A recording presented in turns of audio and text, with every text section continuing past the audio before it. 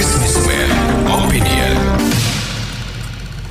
Mitra Businessman Opinion kami hadirkan kembali, dan silakan untuk Anda yang ingin memberikan opini mengenai zonasi larangan penjualan rokok, di mana pemerintah sudah resmi membatasi zona penjualan rokok minimal harus berjarak 200 meter dari sekolah dan tempat bermain anak. Dengan demikian, baik warung, minimarket, supermarket, atau PKL dilarang berjualan rokok jika jaraknya kurang dari 200 meter dari sekolah atau tempat bermain anak. Peraturan ini diklaim diterbitkan untuk melindungi anak-anak dari bahaya asap maupun konsumsi rokok. Apa komentar Anda? Apakah akan efektif? Di gangmu digebukin orang di kampung Satpol PP kan bukan di mall kan, kayak pejabat kasih peraturan tuh nggak mikir apa gimana ngukur dia kata gitu, kangen jorokok di sekolahan. Tempat saya kan ada sekolah negeri, coba masuk sekolah dia ngumpul dulu di bawah pohon mini apa siapa kampung pohon mangga, gimana fungsinya? Kan pejabat kita kasih peraturan mikir dulu, logika masuk akal. Kayak saya sih nggak bilang pinter, ya nggak. Kalau mau sekalian habisin ini di hulunya, nggak apa-apa itu tuh, kalau nggak ada fungsi. Juga itu apa pajak juga daerahnya yang bisa, bukan diekspornya rokok kan. Nah itu tembakau juga impor dari luar, saya tahu kok. Itulah pejabat kita yang penting kita iseng-iseng di udara. Itu susah diterapkan nanti, alias tidak efektif. Nah, misalnya nih, toko atau supermarket sudah ada di situ, nanti tiba-tiba ada membangun sekolah atau ini yang dekat sana, terus dia sudah jualan loh. Habis itu nggak boleh jualan. Ayo kan, aneh itu kan, kayak begitu tuh. Yang paling bagusnya itu ya udah gini aja, kita naikin aja harganya setinggi-tingginya rokok itu, sehingga anak kecil tuh atau orang tuh sudah nggak bisa merokok dengan banyak gitu. Paling tidaknya merokok dia sehari sekali itu 2 kali gitu. Itu aja lah kali, atau bahkan dia nanti tidak merokok. Gitu aja menurut saya. Iya, kalau menurut saya sih terkait masalah pembatasan, sebenarnya yang dibuat pemerintah sih nggak ada, dibilang bagus ya bagus, dibilang salah nggak ada salahnya sih. Ya tujuannya kan untuk kesehatan ya, baik seluruh rakyat Indonesia ya. Cuman yang menjadi dasar sebenarnya parameter pemberlakuannya batasan, tapi bisa kalau sebenarnya karena ya sebenarnya kalau peraturan itu diterapkan adalah seperti yang membeli itu wajib menunjukkan KTP ya gitu loh, bahwa orang yang boleh merokok itu umur di atas 21 tahun. Kenapa nggak dibikin seperti itu? Dan itu masih wajib. Singapura itu kalau kita mau beli rokok atau minuman beralkohol itu wajib menunjukkan KTP tanpa terkecuali. Kalau nggak ada KTP mereka nggak bisa supply. Gitu. Nah, kenapa tidak dilakukan itu di Indonesia gitu loh? Kenapa kata-kata peraturan itu dipasang aja di setiap kayak Indomaret, ya kan, Circle K atau apalah berhubungan di situ, atau Lawson atau tampilan itu gitu loh. Jadi rokok itu hanya ada di belakang, jangan ada di tempat bebas di mana-mana gitu loh. Gitu kan. Soalnya mau diberlakukan pun atau disosialisasikan pun, selama itu tidak ada ketegasan dari pemerintah, saya yakin semua pasti bocor. Mati kata Indomaret pun masih jualan kok. Buktinya Indomaret aja dibilang berlakunya hari ini pun tadi paling telat besok juga kita lihat masih ada rokok. Nah, apalagi di Indomaretnya dekat sekolah anak saya nih, yang jaraknya bisa dibilang cuma berapa langkah, bahasanya cuma mungkin 50 langkah lah, ruko-ruko begitu. Besok pasti ada rokok, gitu loh. Makanya saya bilang selama pemerintah tidak memberikan hanya peraturan aja, tapi tidak memberikan detlaknya, tata teknisnya, pelaksanaannya seperti apa, nggak akan bisa berjalan dengan baik dan benar gitu loh. Jadi hanya sekedar target pemerintah terbitin peraturan, wah itu juga percuma gitu. Buat apa peraturan, tapi kalau pelaksanaan tidak ada, ya buat nggak akan jalan. Poinnya gitu sih. Apalagi kita orang-orang Indonesia, peraturan kan butuh dilanggar. Itu yang menurut saya sih. Terima kasih. Ya saya ngomong dikit aja, tambahin tuh Bapak yang tadi ngomong. Itu itu apa tuh, rokok tuh pinter, rokok. Di sini nggak boleh, nggak boleh, siapa yang takut? Bawanya kantong plastik jual. Masuk kantong plastik mau diperiksain semuanya. Cuma itu ngomongannya nggak pakai pikir, dengkul. Terima kasih ya. Kayaknya pemerintah kita udah kehabisan akal, bikin donasi, bikin ini, naikkan aja harga rokoknya kayak di Australia. Satu bungkus di Indonesia berapa Marlboro? 35.000 apa something ya.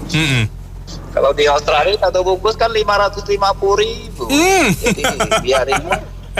Jadi kalau mau memberantas orang perokok itu ya caranya ya seperti di Australia, malah pajaknya masuk, dapat semua ya kan. Jangan mikirin donasi mah, Bo. Itu aduh, itu mah anak kecil kalau mau ngejar 200 meter mah buat dia gampang. Kalau kita yang udah tua ini yang kecapean 200 meter. Iya, Alfamidi, Indomaret dan sebagainya itu sekutu-sekutunya itu kan menyediakan semua. Betul. Iya kan. Dan itu mah aduh, kalau cuma donasi itu mah aduh, saya pikir mah tidak efektif lah. Iya. Kalau yang efektif itu kalau benar-benar berani itu pemerintah naikin suku harganya seperti di Australia. Itu baru jempolnya 3 kali saya kasih. Kalau menurut saya itu peraturannya lagi melawak atau lucu-lucuan gitu. Aduh, itu nggak ada kerjaan kan ya di akhir jabatan. Jadi seolah-olah kerja gitu. Di mana-mana juga ya kayak jarak atau zonasi gitu kan, anak kecil juga bisa seperti penelpon yang barusan bilang. Jadi sebetulnya ini adalah semalakama. Kan kita kan penghasil tembakau paling gede. Iya. Nah, jadi seolah-olah Departemen Kesehatan ini seperti pahlawan kesiangan gitu, supaya melarang biar sehat nih generasi muda. Ya. Tapi ya itu peraturan membingungkan alias lucu-lucuan gitu. Jadi mereka itu supaya mereka seolah-olah bekerja, tapi kan tembakau kita mesti dijual. Betul. Rakyat mesti banyak kerja. Sementara karyawan pabrik rokok dan lain-lain paling banyak kita. Produk kita paling kayak tembakau, paling cepat, belinya paling cepat. Nah itu si malakama kan mau dibantai habis kawan nanti demo, nggak ada kerjaan, semua aturan. Mau dibikin peraturan strict, ya rokok kan emang jelas-jelas ya racun gitu kan, tapi ya, orang-orang banyak merokok. Saya cuma terpikir kalau harus diukur 2 meter dan setiap petugas yang ngecek itu harus dibuatkan anggaran untuk itu punya meteran gitu. Ya kan? Nanti ada mata anggaran di meteran untuk ngecek pabrik rokok, ya kan? Iya. Ini untuk ini ya, peraturan zonasi kawasan rokok ya, Mbak ya. Ya. Saya rasa gini ya, Mbak. Jadi kalau aturan itu kalau hanya dibuat, tapi untuk pelaksanaannya, implementasinya ya, Mbak ya, itu belum tentu berjalan ini kalau saya rasa nih ya. Jadi memang kalau memang perlu ada payung hukumnya yang pertama ya. Kalau memang untuk alasannya untuk kesehatan ya, kesehatan kan ini kan juga nanti kalau semakin banyak warga masyarakat yang terkena dampak ya dari rokok ini kan, itu kan padahal sudah ada logonya ya Mbak ya, tapi kan orang juga kayaknya nggak ambil pusing gitu kan, bisa menyebabkan kanker bla bla bla gitu kan, yang lain-lainnya gitu kan, tapi kayaknya juga nah ini jadi kalau memang mau benar-benar ya Mbak ya, istilahnya memang ada niat baik, jadi dari hulu ke hilir ya. Pertama masyarakatnya diedukasi, karena apa? Karena kalau mereka nanti jadi kanker paru ya toh, atau itu kan beban anggaran kesehatan jadi meningkat kan, mereka banyak yang ke rumah sakit. Kalau perlu dari pabriknya ya, perlu langkah cermat. Jadi bagaimana jangan produksi, kalau perlu tembakonya diekspor saja gitu ya, kalau dari hulu ke hilir ya, tembakau diekspor saja, atau digantikan lah ya pengusaha, asosiasi pengusaha rokok ini supaya lapangan kerja tetap tercipta. Ya inilah ya, mungkin kan banyak ini ya Mbak ya, banyak istilahnya, banyak hal lain selain rokok ya yang bermanfaat untuk kesehatan gitu ya. Ya kan, misalnya untuk makanan sehat atau apapun gitu kan ya. Jadi kan Indonesia ini nggak kekurangan sumber daya ya, bahan makanannya kita dikarunia Tuhan. Itu mungkin dari hulunya ya.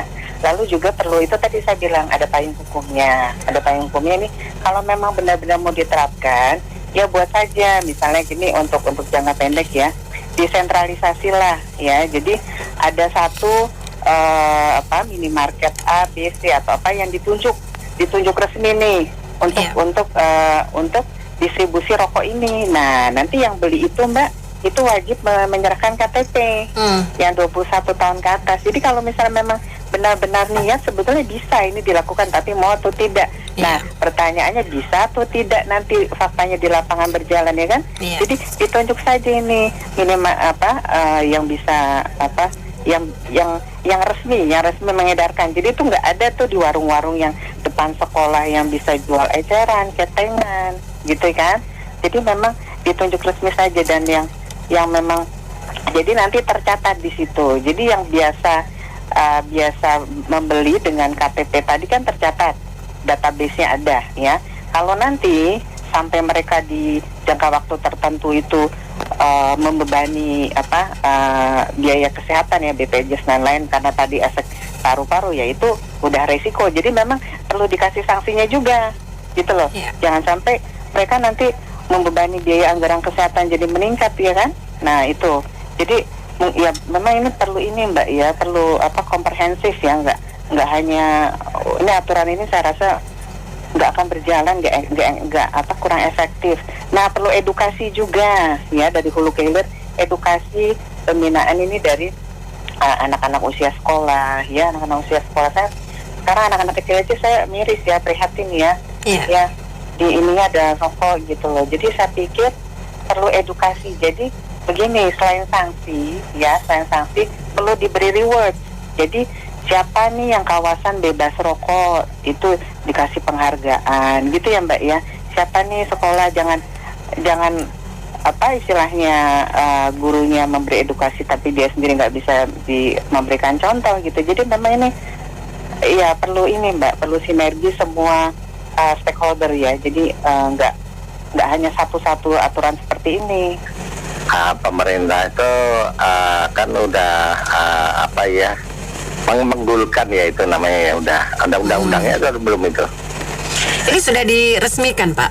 Sudah diresmikan ya, itu boleh aja silahkan, tapi namanya orang merokok ya, apalagi radius 200 meter dari sekolahan itu memang untuk anak-anak sekolah dari SD, SMP, SLTA itu biasanya sekarang banyak yang anak-anak kecil itu udah pada merokok ya kan.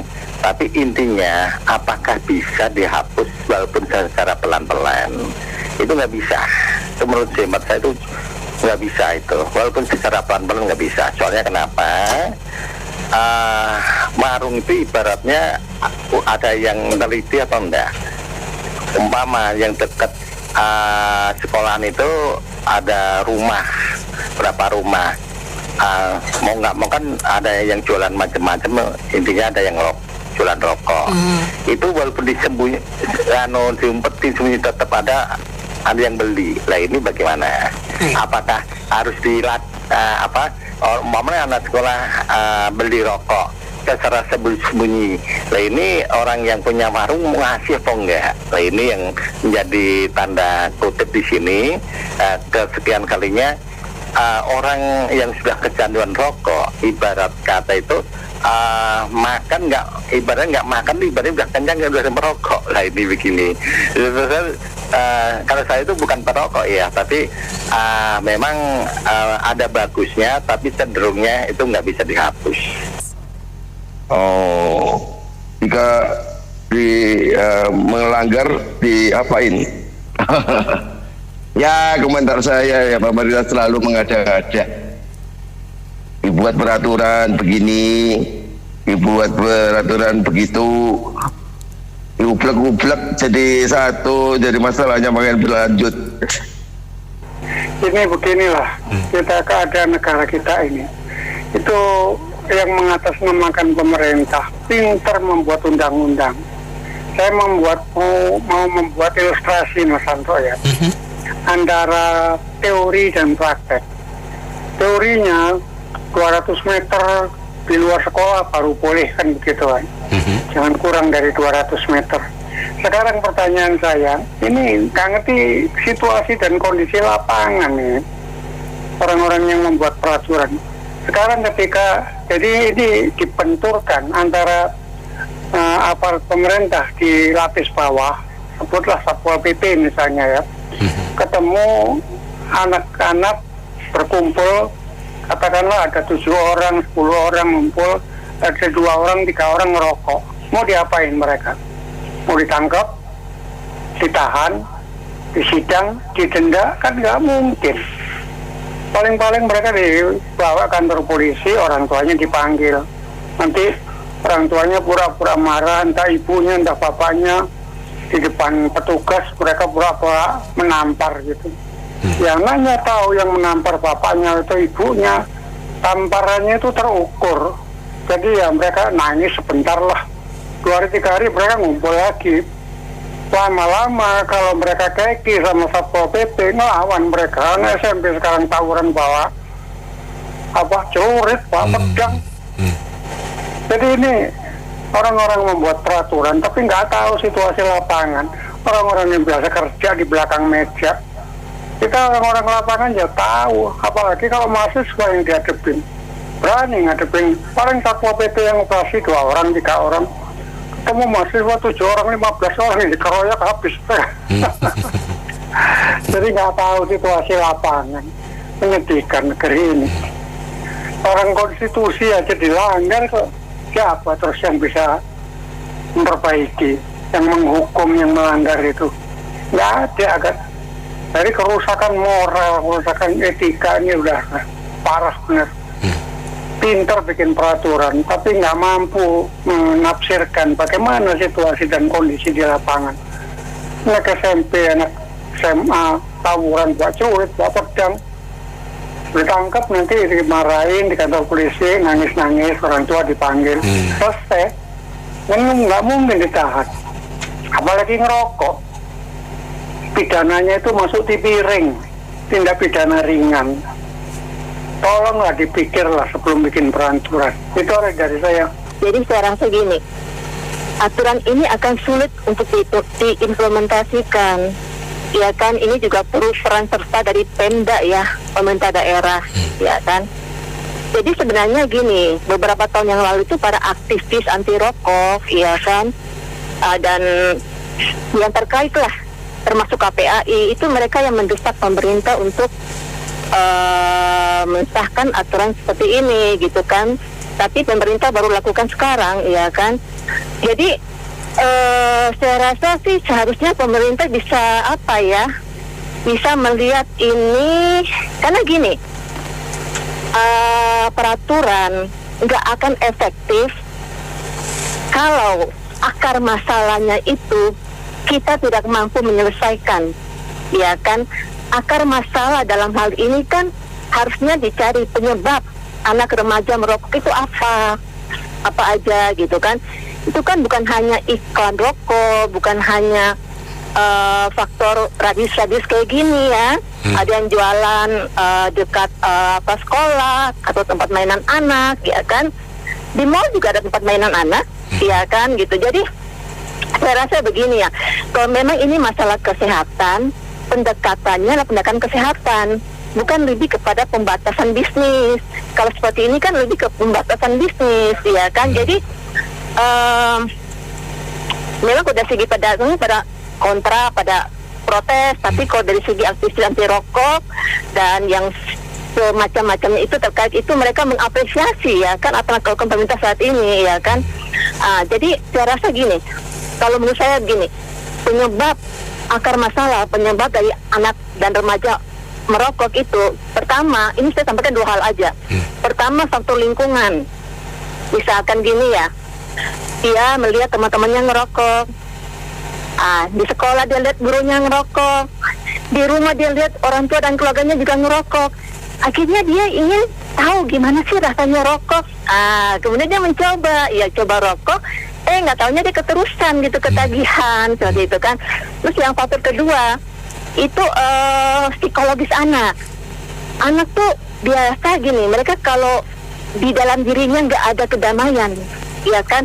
Mungkin karena ada masalah yang dalam keluarganya, orang tuanya, keluarganya dan sebagainya. Mereka jadi namanya anak-anak ya, secara mental kan masih labil.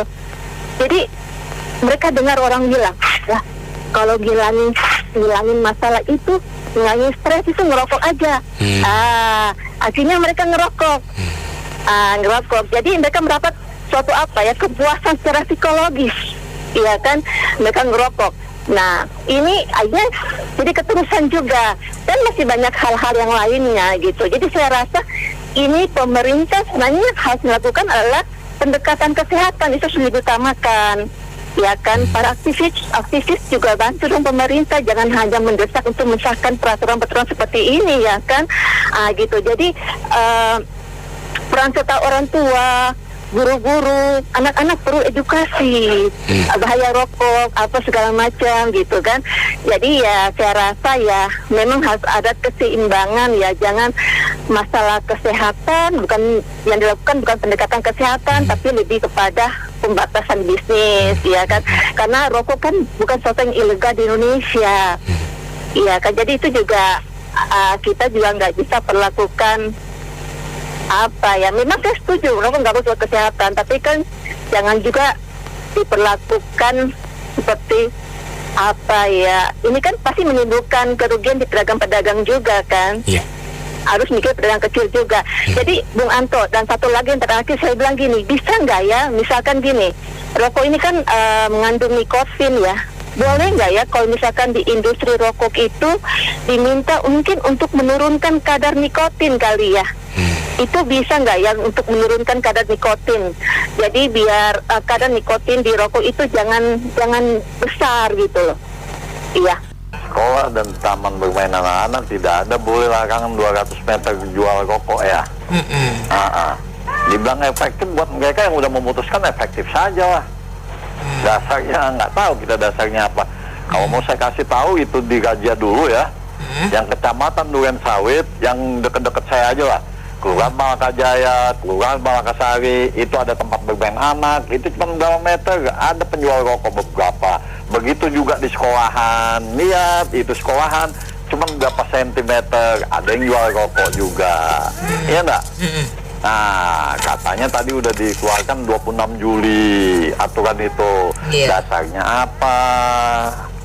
Apa hanya sekedar ngecap saja?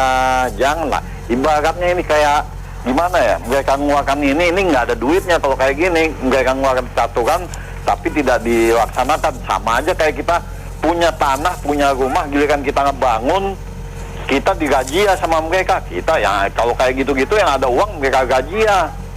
Tapi kalau kayak peraturan pemerintah yang kayak mereka bikin aturan tidak boleh jualan rokok dekat sekolah, mereka mau aturan mau diduitin apaan yang mau diduitin, nggak akan mereka gaji ya. Sekali lagi saya ulang lagi, kita yang punya tanah, kita mau ngebangun rumah, kita harus dibayar pajak, gaji ya datang tuh banyak tuh dari kecamatan, dari kelurahan, Satpol PP-nya, niat rumah kita lagi bangun, wah udah ujung-ujungnya ya cuan-cuan juga kalau yang kayak gitu. Kalau yang kayak begini mereka bikin aturan yang nggak ada uangnya nggak mau mereka.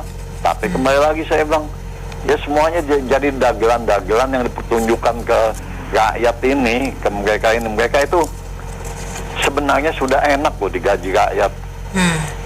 Tidak kurang spesial rakyat ataupun menggaji mereka.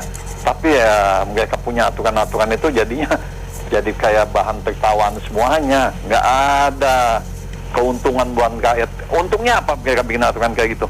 Ya yang tadi saja saya bilang, itu di depan FPK ada yang jualan rokok, di samping sekolah ada yang jualan rokok, katanya 200 meter. Mungkin 200 meter itu duitnya sudah banyak, nggak perlu dirazia kali. Nah, jadi kembali lagi saya bilang, efektif nggak efektif buat mereka sih efektif saja. Jadi kita tunggu saja dagelan berikutnya, keputusan yang akan dikeluarkan oleh mereka. Kita cuma menonton saja, tetap kita membayar gaji mereka begitu saja. Kalau jujur, kalau bilang dilarang merokok wilayah-wilayah tertentu, sangat setuju. Cuman di Indonesia, di negara kita yang tercinta, susah. Bisa buat peraturan, bisa buat undang-undang, tidak bisa ditindak, tidak bisa tegas. Tidak ada pengawasan. Masalahnya yang ngawas juga korup. Pengawasnya itu. Jangan jauh-jauh. Kita tiap hari disuguhin dari Pas FN untuk merubah negara ini, minta masukan. Baik-baik, bagus-bagus kok semua masukannya. Karena mencintai negara kita. Ya sekarang kalau dilarang, ya kita bilang kalau tutup pabriknya nggak mungkin ya. Hilang berapa puluh ribu pekerja, ratusan ribu kali. Ya kan, si malakama. Ujung-ujungnya semua bukan undang-undang itu, butuhkan edukasi di rumah, di sekolah, di pondok, di asrama, ya toh. Ulama-ulamanya semua jangan kasih contoh jelek. Guru ngerokok, muridnya ngerokok, ulama ngerokok, santri-santri yang ngerokok. Jadi ini si malakama dan sangat-sangat kita buang-buang energi. Ya, peraturan, undang-undang, ujung-ujungnya semua duit seperti judi. Dilegalkan atau enggak? Si malakama lagi. Dilegalkan, yang selama ini yang ilegal dapat duit, marah-marah ini. Oknum-oknum aparat. Ya, marah-marah. Ya, kalau dilegalkan, pidana, alih-alih hukum nggak boleh. Ya kan? Undang-undang kita melarang prostitusi, judi, narkoba. Ya ujung-ujungnya lagi apa? Aparat. Jenderal aja jual narkoba. Jadi kalau hukum nggak tegak, mau undang-undang 10.000 undang-undang Tuhan aja udah nggak dijalani kok. Sekarang undang-undang kepentingan sampai kota kosong itu kepentingan. Jadi kalau melarang rokok bagus, setuju. Ya kan, kayak di mall-mall sekarang sudah bersih dari rokok. Karena mall yang turun tangan. Karena mall kalau nggak selesaikan, mall yang kena sanksi. Restoran nggak tegakkan, restoran kena sanksi. Ini pinggir jalan keketengan mau dilarang. Mimpi kali ya. Yang ini panas nggak bisa mimpi. Ya toh? Jadi ujung-ujungnya boleh ya. Benarkan dulu hukumnya. Kalau hukumnya nggak bener, ngapain BPK aja nyolong duit kok? Hakim Agung juga nyolong duit kok. Ya toh? Kejaksaan, kepolisian, semua kok itu. Oknumnya. Kalau bilang bajingan, mereka lebih bajingan loh. Bapaknya bajingan mereka itu. Ya kan, kalau bilang begal mungkin dia lapar. Ini oknum-oknum sudah duit ada, pensiunan ada, duit rakyat digarong, yang garongnya bukan kepalang tanggung, triliunan. Terima kasih. Semua itu kan problemnya rokok ya. Rokok itu asalnya dari apa? Tembakau ya. Nah, tembakau aja dihilangkan. Diciptakan aja kan banyak tuh predator-predator tembakau, entah hama tembakau kayak apa itu, ditingkatkan otomatis kan nggak ada tembakau. Kalau nggak ada tembakau udah selesai masalahnya. Nggak ribut-ribut peraturan, nggak ribut-ribut macam-macam ya. Itu aja sih. Rencana-rencana pemerintah cuman gimana ya, keren di mulut, hebat di rencana, tapi nggak fokus, nggak komitmen. Kerjanya tuh nggak komitmen. Jadi ya teman manis di bibir aja gitu. Terus begitu saya merasa juga semua yang direncana tuh rata-rata buntutnya hilang beritanya. Terus lupa deh. Kayak kemarin rencana bagus makan gratis udah hilang beritanya. Jadi nggak ada komitmen gitu. Jadi saya nggak percaya gitu. Emang sih bagus begitu. Ini soalnya kan ini yang bikin peraturan itu perdamaian gitu, perdamaian. Mungkin yang bikin itu yang nekan itu juga merokok orang. Jadi peraturannya seperti itu, nggak ada guna gitu. Mestinya itu yang jualan rokok itu ditentukan satu kelurahan 1 apa 2 yang terdaftar. Kalau udah 1 kelurahan 2 yang jualan rokok ya yang lain itu nggak boleh, mestinya terdaftar gitu. Dagangan rokok terdaftar, mestinya gitu-gitu. Jadi kalau cuma 200 meter mah ya yang bikin peraturan itu dia merokok berarti. Terima kasih. Itu kan kerjaan yang absurd ya. Kalau memang mau demi kesehatan masyarakat ya, larang dari pabriknya. Anda produksi cuma sekian miliar batang ya. Itu. Jadi itu basa-basi lah ya. Banyak hal yang memang harus tampak seolah-olah sudah kerja. Tapi ini jelas nggak mungkin bisa efektif. Pemerintah masih butuh duit kok. Uang cukai untuk pembangunan itu jelas ya. Saya takutnya malah sebentar lagi kalau itu misalnya berefek ke produksi rokok, nanti asosiasi rokok itu lobby itu nanti dikeluarin lah apalah, itu akan begitu terus. Kita lihat ya polanya. Jadi ini kita sebagai rakyat anggap kebijakan ini cuma show aja ya, pertunjukan, ketawain aja. Makasih. Selamat pagi bibir Manado. Aduh, kalau itu mah malah nggak kepengen kerja, itu mah di rumah terus. Silakan. Ini nah, ya. Matikan rokok Anda atau Anda yang akan dimatikan oleh rokok. Itu semboyan kita. Kemudian di rokok ya tulisin rokok itu membunuhmu.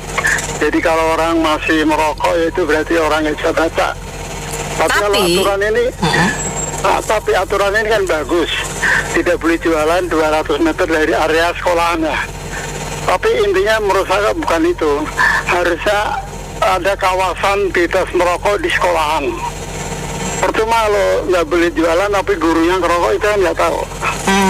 Jadi di sekolahan cucu saya itu ada tulisan kawasan bebas rokok, bebas asap rokok. Suatu saat ada yang rokok ya, saya berhak menegur dong.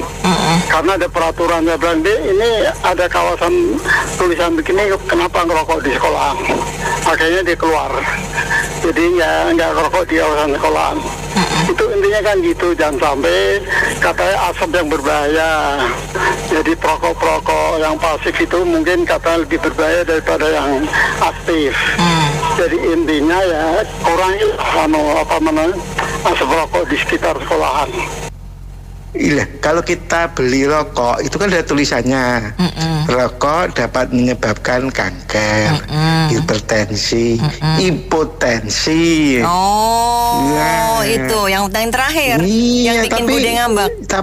Tapi nyatanya belum ada tulisan seperti orang tetap beli rokok, gitu loh. Emang. Ada kan beli rokok itu kan EGP. Emang gue pikirin. Ini tulisannya. Dan ya pemerintah ini menurut saya ini bikin peraturan, sering-sering bikin peraturan tapi penegakan hukumnya nggak jalan.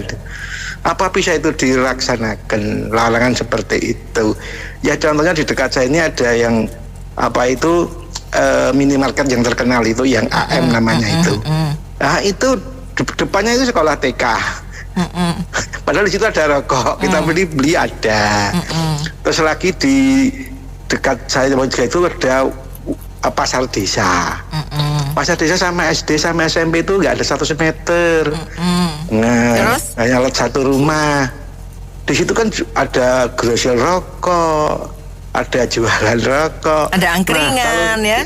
Iya, kalau sore ada angkringan. Nah, angkringan itu kan bisa beli ketengan, beli biji-bijian. Misalnya saya minum jahe di situ, terus beli rokok 2 batang. Sama jahe semua 10.000, bisa nongkrong 1 jam. Kan enak. Nah itulah, inilah pelaturan ya pelaturan, tapi yang kira-kira bisa dilaksanakan. Ya menurut saya sebaiknya aja pabriknya dibatasi. Ini merek rokok kan ratusan ini. Tembakau dikendalikan gitu.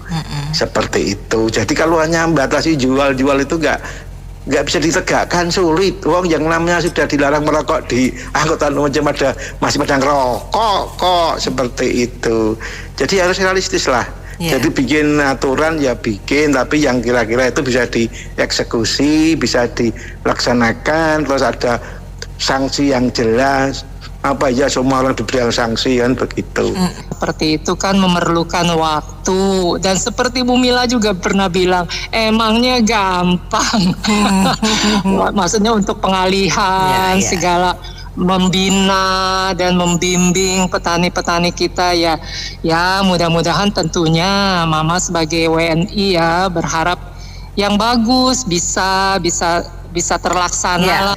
Tapi ya itu ujung-ujungnya memangnya gampang. Sebab kalau semua orang seperti para komentator di Pas FM, negara Indonesia jangankan 2045 emas, besok udah emas. Cerita rokok tuh buah si malakama. Tergantung bangsa ini pemimpin itu bawa rakyat generasi penerusnya kemana. Saya kan banyak teman pengusaha rokok. Dia suruh ajak ke sana, dia rokok tuh, aduh kita gimana ya.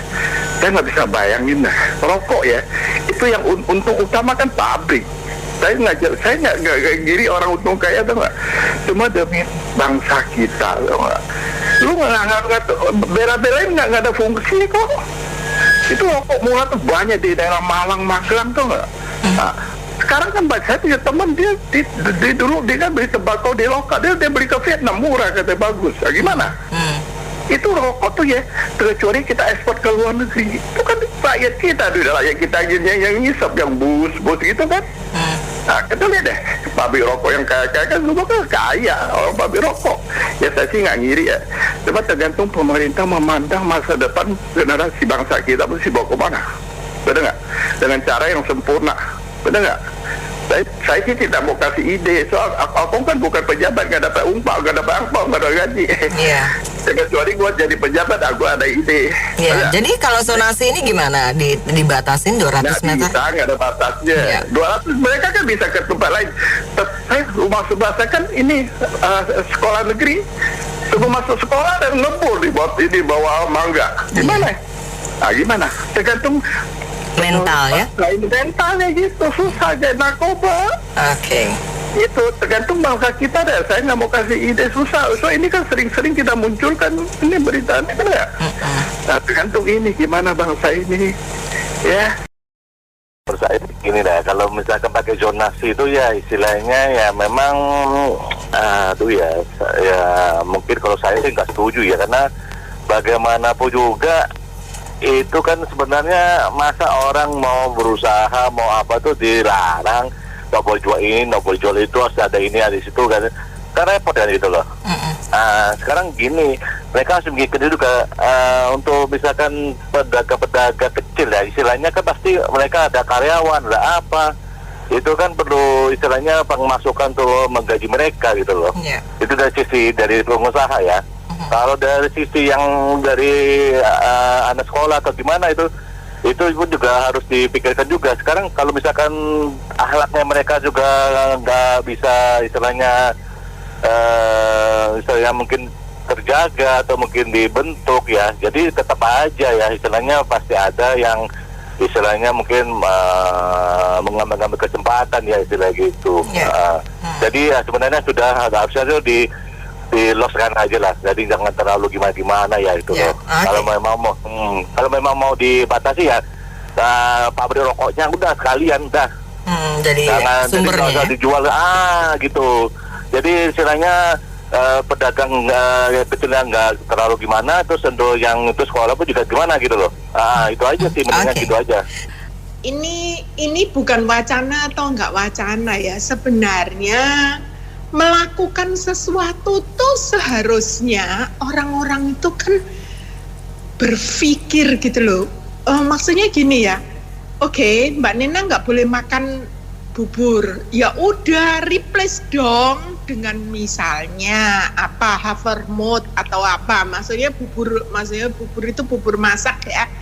Nah, kok ini nih bingung saya. Seharusnya petani itu dipikirin terlebih dahulu. Itu yang pertama, petani dipikirin, di briefing, terus diberi bimbingan untuk switch, jangan menanam si ini tembakau. Iya, jangan menanam tembakau. Terus di ngomongin, lu tanam ini aja, tanah lu cocok untuk ini, gitu ya misalnya. Terus tanah lu cocok untuk itu, terus nanti kalau kamu udah menghasilkan, kita ambil, atau kita maksudnya jualin, atau gimana, kayak gitu loh. Maksudnya, atau kamu supply ke pabrik apa, gitu loh. Pabriknya juga disiapin untuk supply-nya, misalnya, contoh ya. Kita ini kan pengimport gandum itu kan banyak banget lah. Kenapa kalau nggak maksudnya pabrik-pabrik yang gede itu di ngomongin mulai dong switch ke jagung. Kan mie dari jagung itu kan enak juga gitu loh. Nah, atau dari ketan kayak gitu ya. Nah, lah terus habis itu si petani itu di ngomongin terus nanti lu kirimnya ke pabrik ini. Jadi kan mereka itu pasti mau, nggak mungkin nggak mau gitu loh. Terus yang saya tahu tembakau itu kita hasilnya sebenarnya udah nggak banyak banget gitu ya. Mereka itu import, pabriknya itu import tembakau lah. Itu yang nantinya kalau petani sudah di-replace, dilarang si ini pabriknya gitu loh caranya. Jadi dilarangnya itu juga diberi waktu, lu harus switch ke apa misalnya, atau boleh masih tetap produksi tapi nggak boleh jual ke dalam negeri misalnya gitu.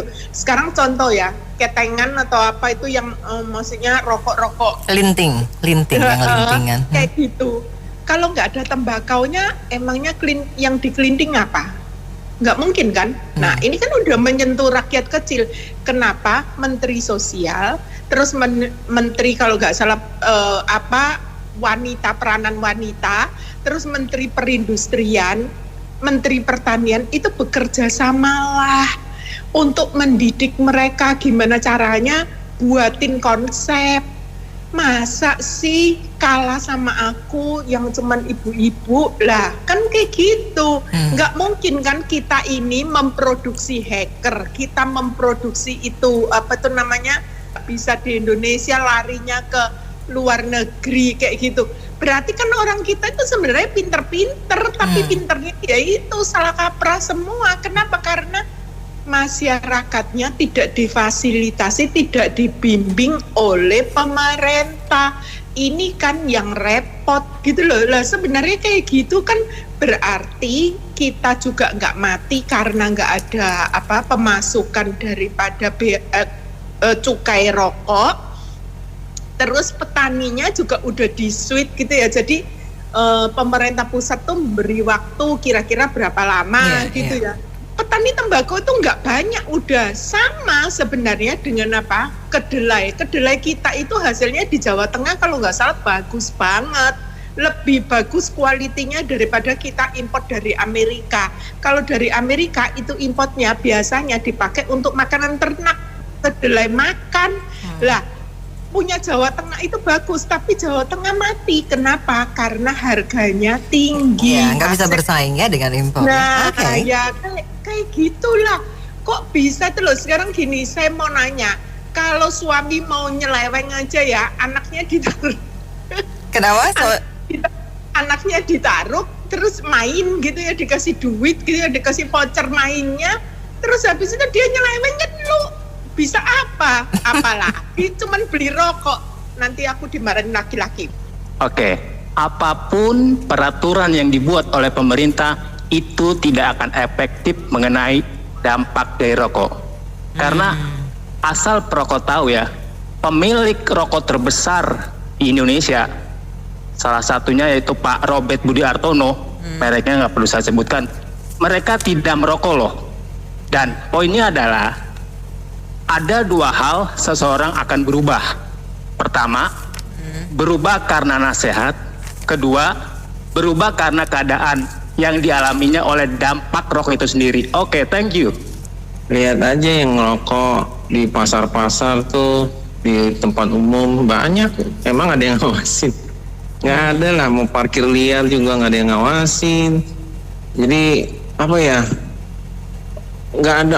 Kalau di Singapura ada petugas yang emang dia ke food court gitu, ada yang buang sampah atau apa, itu ada orang petugas yang buat ngawasin itu. Kalau ini nggak ada. Menurut saya sih ini kayak yang razia barang impor gitu loh. Peraturannya udah ada, tapi kadang-kadang tiba-tiba, nah baru ntar kalau ada protes baru di orang razia. Kalau nggak ada yang protes udah nggak viral nggak protes, nggak viral nggak kerja, gitu aja sih.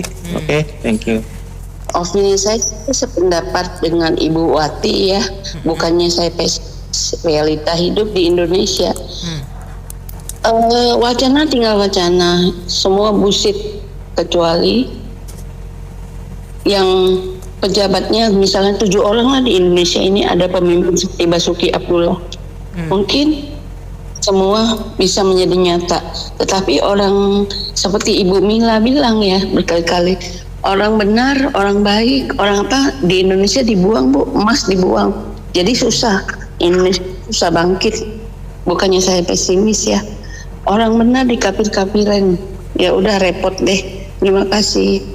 Silakan. Mengenai aturan itu yang penting pemerintah boleh bikin aturan, jangan cuma hanya bisa bikin aturan, tapi kontrolnya dan orang-orangnya harus juga disiplin. Sepertinya yang bikin aturan ngerokok itu harus juga dikenakan sanksi. Nah, caranya adalah bikin daerah bebas rokok. Contohnya ya, seperti di mall. Kita lihat sekarang, jarang kan ada yang merokok. Kalaupun mau ngerokok, mereka bikin satu tempat, tapi dikontrol. Gak ada yang berani. Kalau betul melanggar ya denda, termasuk membuat regulatornya. Ini enggak, kadang-kadang di sini cuma bikin peraturan, semua peraturan tumpang tindih, tapi kontrol nggak ada, ujung-ujungnya udah. Itu Bu. Baik, terima kasih atas komentarnya, dan mitra bisnis terima kasih banyak atas partisipasinya. Saya Anita Wijaya.